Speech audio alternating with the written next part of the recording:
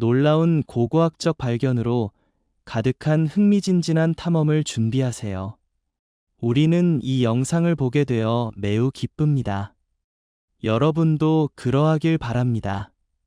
우리의 여행 일정은 아주 작은 것부터 거대한 것까지 고대와 최근의 다양한 시대를 아우르는 특별한 발견의 컬렉션으로 가득 차 있습니다. 번호 1. 이집트 산부인과 치료. 고대 이집트인들은 의학의 선구자였습니다. 그들은 진보된 미라와 과정 외에도 고대 세계의 몇몇 문명에서는 할 수 없었던 뇌 수술도 수행했습니다. 2020년에는 또 다른 의료기술이 공개되었습니다. 바로 산부인과입니다. 이 발견은 2017년 아스완의 커비트 엘허워 매장 구덩이에서 발견된 중세 왕국의 미라에서 부인과 치료의 증거를 확인한 후 발생했습니다. 약 3,900년 전에 사망한 미라는 골반골절의 징후를 보였고 이로 인해 불임 상태가 되었을 가능성이 높습니다. 고대 이집트 의학 문헌에 따르면 훈증은 불임 치료에 권장되는 방법이었습니다. 미라가 발견되었을 때 다리 사이에 컵이 있었습니다. 분석 결과 훈증에 사용된 연소된 유기물질의 잔해가 밝혀졌습니다. 의사들은 죽은 후에도 그녀의 불임 치료를 시도한 것 같습니다. 아마도 사후 세계에서 아이를 가질 수 있기 위해서였을 것입니다. 2번, 모체 여왕의 무덤. 약 1000년 전 페루의 모체족은 자신들 사회에 저명한 여성을 큰 존경심을 담아 묻었습니다. 2013년에 그의 무덤은 지케이테퍼키 강 근처 샌 호제이 더 모로 지역의 현대 고고학자들에 의해 재발견되었습니다. 이 발견은 페루 역사가들이 8세기 모체 사회에서 여성의 역할을 보는 방식을 바꾸었습니다. 그들은 그녀의 이름은 모르지만 그녀가 여사제이거나 여왕이거나 심지어 둘 다였다고 생각합니다. 그녀가 묻혔을 때 그녀는 벽이 빨간색으로 칠해진 방에 있었고 의식용 도자기 그릇은 무덤 안의 벽감에 놓여 있었습니다. 그녀의 시녀들의 시신은 5명의 아이들과 함께 그녀와 함께 묻혔습니다.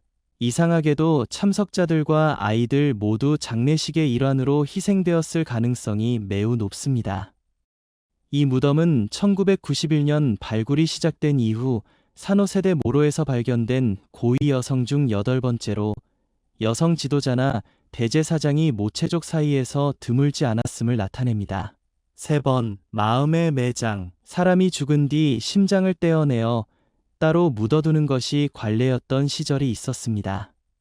마음의 매장으로 알려진 이 의식은 대개 엘리트들을 위해 마련되었습니다. 2014년에는 프랑스 노르망디의 플러즈에서 이러한 사례가 발견되었습니다. 이 발견은 15세기 석조 금고 내부에 묘지가 있는 교구교회에서 이루어졌습니다.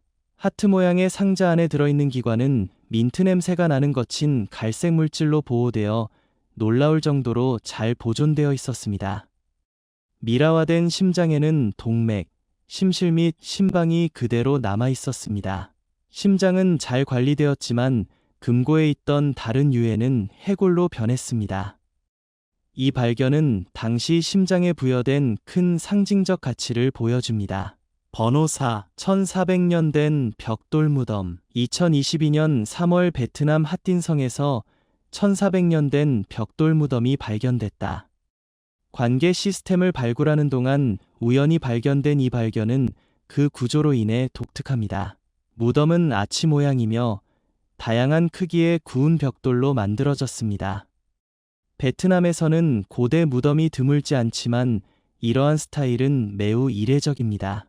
고고학자들은 그것이 중국 송나라 시대에 속한다는 것을 확인했습니다. 인근에서 1996년 우연히 배 모양의 무덤이 발견됐다. 이러한 발견은 현대 베트남인들이 이 지역의 고대 매장 전통에 대해 얼마나 모르고 있는지를 강조합니다. 우리는 이 무덤이 한 사람의 무덤으로 만들어졌다는 것을 알고 있지만 오랜 세월이 흐른 뒤에도 시신이나 그 신원에 대해서는 아무것도 남지 않았습니다. 번호 5. 오래된 타자기. 2019년 발트해에서 진행된 청소 작업은 예상치 못한 결과를 가져왔습니다. 바로 제2차 세계대전 당시 애니그마 암호 기계가 발견된 것입니다. 이번 발견에 책임이 있는 다이버들은 독일 겔팅만, 겔팅베이에서 해양 생물의 위험을 초래하는 버려진 어망을 제거하던 중 희귀한 유물을 발견했습니다. 그들은 처음에는 그것이 단지 녹슬고 오래된 타자기일 뿐이라고 생각했지만 더 나은 지식을 가진 사람이 그것을 조사했습니다. 기계는 표면으로 옮겨졌을 당시 상태가 매우 좋지 않았지만 전문가들은 박물관에 전시할 만큼 복원이 가능할 것으로 보고 있다. 이 장치는 전쟁 마지막 날에 독일 군함에서 배 밖으로 던져진 것으로 보입니다. 당시 독일군은 영국 수학자 앨런 튜링이 이미 1941년에 암호를 해독했다는 사실도 모르고 애니그마 기계가 연합군의 손에 넘어가는 것을 막기 위해 특별한 노력을 기울이고 있었습니다. 그 이후로 연합군은 애니그마 기계의 가장 중요한 움직임을 알고 있었습니다. 독일군은 전쟁의 과정을 바꾸는 데 도움이 되었습니다. 번호 6. 공룡뼈. 포르투갈의 한 주택 소유자는 뒷마당에서 일을 하다가 놀라운 사실을 발견했습니다. 땅을 파고 건물을 짓던 중에 그는 화석화된 뼈 조각들을 우연히 발견했습니다. 더 많은 것을 알고 싶어서 그는 고생물학자들에게 도움을 요청했습니다. 발굴 결과 정말 놀라운 사실이 드러났습니다. 뼈 조각은 훨씬 더 큰 발견에 대한 작은 힌트에 불과했습니다. 그의 안뜰 아래에는 길이가 2미터에 달하는 거대한 공룡뼈대가 묻혀 있었는데 이는 유럽에서 발견된 공룡뼈대 중 가장 큰 공룡뼈대였습니다. 이 놀라운 발견은 2017년에 집주인이 처음으로 화석화된 뼈를 발견하면서 시작되었습니다. 전문가들과 접촉한 후 철저한 발굴이 시작되어 거대한 공룡의 모습이 더 많이 발견되었습니다. 연구자들은 그 뼈가 긴 목과 꼬리를 가진 거대한 초식동물인 용각류의 것이라고 확인했습니다. 이 공룡은 키가 약 39피트이고 길이가 최대 82피트에 달했습니다. 용각류는 약 1억 6천만 년에서 1억 년 전, 즉 쥐라기 후기와 백악기 초기 사이에 지구를 돌아다녔습니다. 이 발견은 연구자에게 한때 지구를 지배했던 이 거대한 생물에 대해 더 많이 배울 수 있는 독특한 기회를 제공했습니다. 이 발견은 과학자들을 흥분시켰을 뿐만 아니라 매혹적인 선사시대 세계에 대한 빛을 밝혀주었습니다. 번호 7. 교회에서 은을 도난당했습니다. 지난 여름 대담한 강도 사건으로 노샘프턴셔주 와퍼드에 있는 세인트 피터 앤 세인트 폴 교회에서 도난당한 300년 되는 공예품이 예상치 못한 곳, 즉 그림처럼 아름다운 인근 뒷마당에서 다시 모습을 드러냈습니다. 이 발견은 새해 전야에 이루어졌습니다. 제임스 패트모어는 다가오는 이사를 위해 정원을 준비하던 중 덤불 속에 숨겨진 역사적 보물을 발견했습니다. 귀중한 성배, 화려한 은병, 섬세하게 제작된 은그릇이 포함된 이 도난당한 유물은 1720년 교회에 처음 기부된 때까지 거슬러 올라가는 풍부한 역사를 가지고 있습니다. 도난 사건은 지역 사회에 충격을 주었고 그 가치가 얼마나 큰지 알게 되었습니다. 그의 종교적, 문화적 유산의 일부는 어둠 속에서 압수되었습니다. 하지만 주민들의 끈기와 부지런한 수색 노력이 이제 결실을 맺었습니다. 복구는 처치 스트리트에 있는 론드리 카티지에서 이루어졌는데 그곳에서 한 주민의 정원 청소 노력으로 귀중한 물품이 발굴되었습니다. 이러한 다행스러운 발견에도 불구하고 당국은 지역사회에 계속 경계심을 갖고 주변에서 도난당한 은화의 나머지 부분을 수색할 것을 촉구하고 있습니다.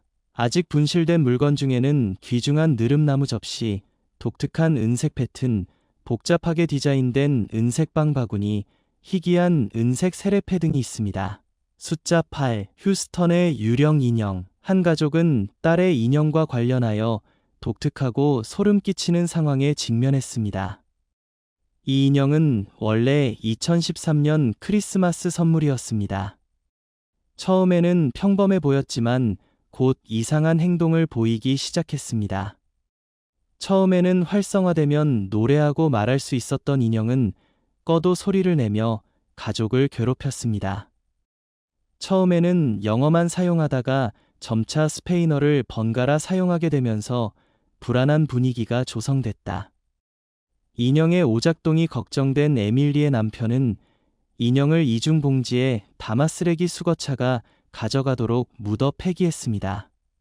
문제가 해결되었다고 생각했지만 뒷마당 나무 벤치 안에 인형이 신비롭게 다시 나타나 한 번이 아니라 두 번이나 충격을 받았습니다.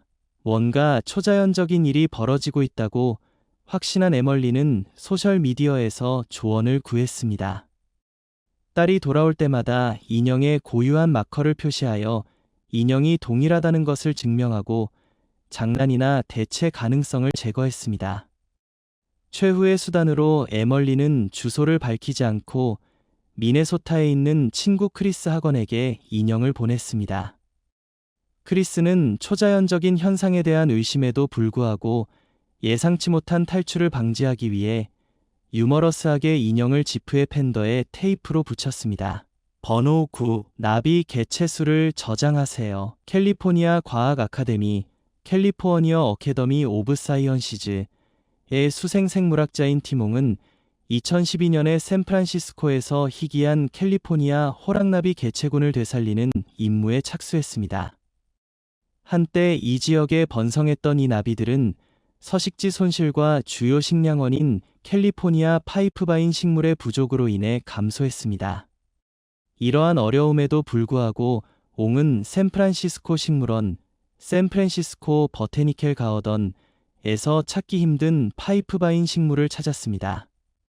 그는 허락을 받아 잘라낸 가지를 집으로 가져가서 독학한 방법을 사용하여 전파했습니다.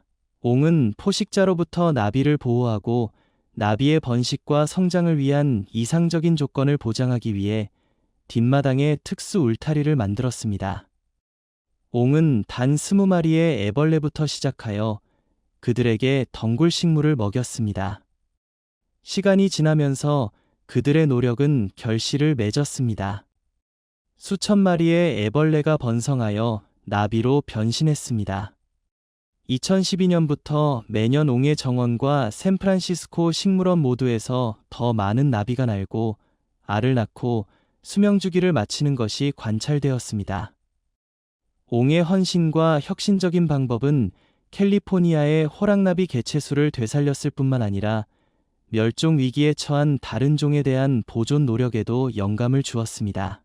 이들의 이야기는 생물 다양성을 보존하고 생태계를 복원하는 데 있어서 개인의 주도권이 갖는 힘을 강조합니다. 번호 10. 반짝이는 다이아몬드. 8세 캘리포니아 소녀 에이프릴 센트의 뒷마당 모험은 골프공을 수집하던 중 눈부신 다이아몬드를 발견하면서 눈부신 발견으로 바뀌었습니다. 처음에는 회의적이었던 그의 아버지 게리 센트는 그 보석이 큐빅 지르코니아처럼 가짜일 수도 있다고 의심했습니다.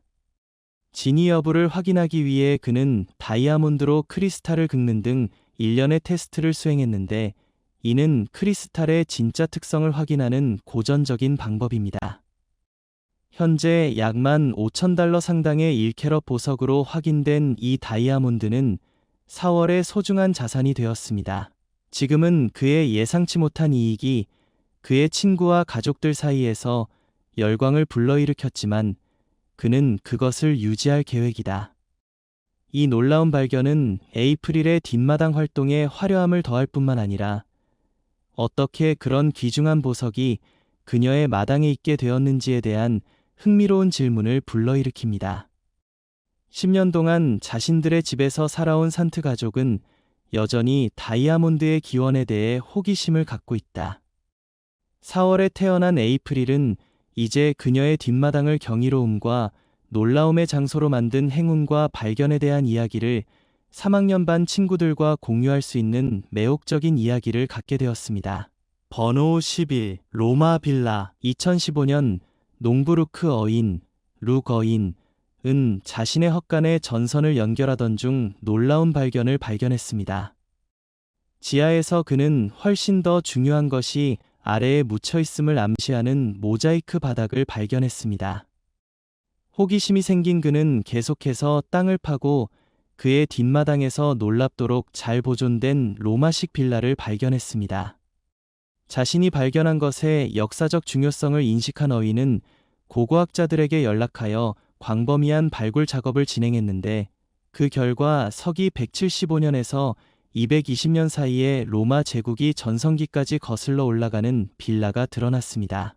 이 빌라는 그냥 발견된 것이 아니라 영국에서 가장 크고 가장 잘 보존된 로마 빌라 중 하나입니다.